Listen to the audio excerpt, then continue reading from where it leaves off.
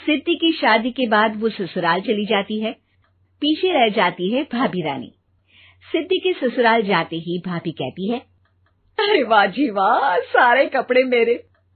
हाय रे पैंट, अरे वाह वाह, मजा आ जाएगा। अरे ये सिद्धि की अलमारी के सामने खड़े होकर क्या बड़बड़ा रही है? जाकर देख मेहमानों को विदाई की मिठाई मिली कि नहीं। अब हाँ माँ जी, क्यों नहीं, लेकिन पहले कपड़े तो बदल लूं। अब रानी आ जाती है सिद्धि के उन कपड़ों में जो वो ससुराल जाने से पहले घर छोड़ जाती है। अरे रानी, कुछ दिन रुक जाती। अरे ये तो सिद्धि बिटिया को मैंने ही दिया था, बड़ा ही फबता था उस पर, तुझ पर तो कुछ खास नहीं लग रहा। अब वो ना मेरे सारे कपड़े गीले थे तो सोचा पहन लूं। वैसे भी सिद्धि को कौन सा दिन पुराने आउटडेटेड कपड़ों को पहनना है। वैसे भी ये सूट तो मैंने तभी पहना था, वैसे खास है भी नहीं ये। हाँ ठीक है, लेकिन ना मेरी सिद्धि पर तो जमता था। सारे मेहमान चले जाते हैं और सिद्धि ससुराल से मायके पहली बार आती है।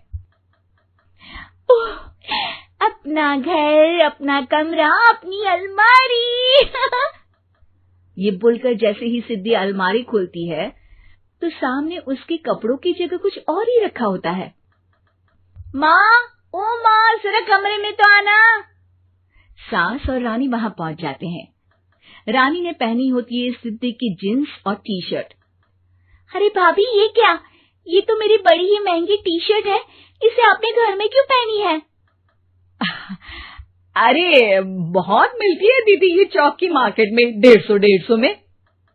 ओ भाभी प्लीज, ये एरोपोस्टल है, 2000 की एक टी शर्ट।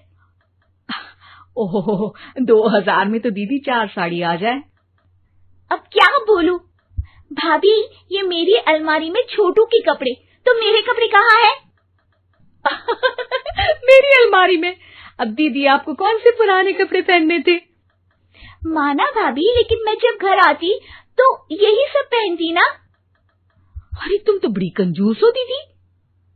खैर, वक्त आता है जब सिद्धि ससुराल के लिए रवाना हो रही होती है।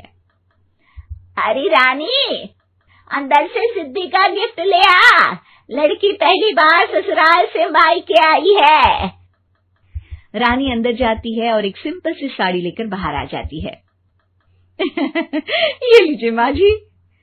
सास बेटी को गिफ्ट देकर ससुराल भेजती है। अगले दिन रानी एक सुंदर सी साड़ी पहनकर सामने आती है। अरे रानी, ये तो वो साड़ी है जो मैंने सिद्धि को देने के लिए दी थी जब वो ससुराल ले जाती, लेकिन ये तूने कैसे पहन ली? अरे माँ जी, ये साड़ी तो मुझे बहुत पहले से ही पसंद थी, लेकिन चिंता ना करिए, मैंने सिद्धि के लिए भी अच्छी सी साड़ी दी है। हाँ। तभी सिद्धि का फोन आता है। क्या माँ, कुछ अच्छा तो दिया होता ससुराल ले जाने के लिए। अरे पहले दिखा दिया होता। यूं चमकते हुए पैकेट में नौकरानी वाली साड़ी मत दिया करो माँ। अरे बेटे, वो तेरी भाभी ने ना गलती से उससे पैकेट बदल गया। हाँ, मैं कल ही तेरे भाई के हाथ से तेरा वाला पैकेट भेज दूंगी। अरे रहने दो माँ, आई एम श्योर भाभी ने अभी वही साड़ी पहनी होगी जो तुमने मेरे लिए रखी थी। तुम तो समझ नहीं पाई उनको।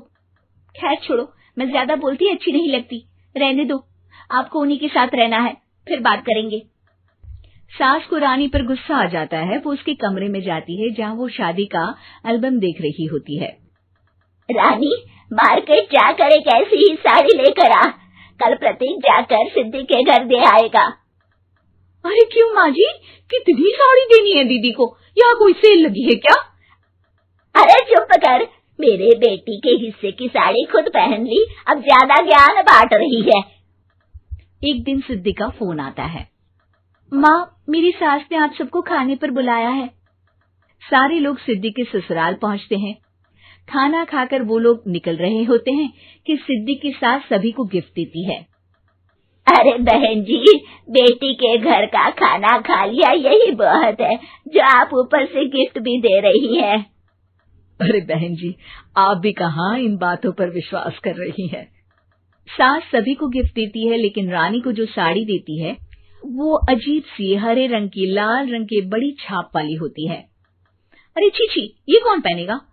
सासू माँ को तो जरी वाली इतनी सुंदर, और मेरे लिए ये नौकरानी वाली। अरे भाभी, दरअसल मैं जब भी घर आती थी आप वापसी में ऐसी ही साड़ी देती थी ना, तो माँ ने सोचा कि आपको आपकी पसंद की ही साड़ी क्यों ना दी जाए। बेचारी रानी, बोलती भी तो क्या। सिद्धि और सास रानी का चेहरा देखकर हंसने लगती है, तो रानी समझ जाती है कि अपने ही बिछाए जाल में वो फंस चुकी है।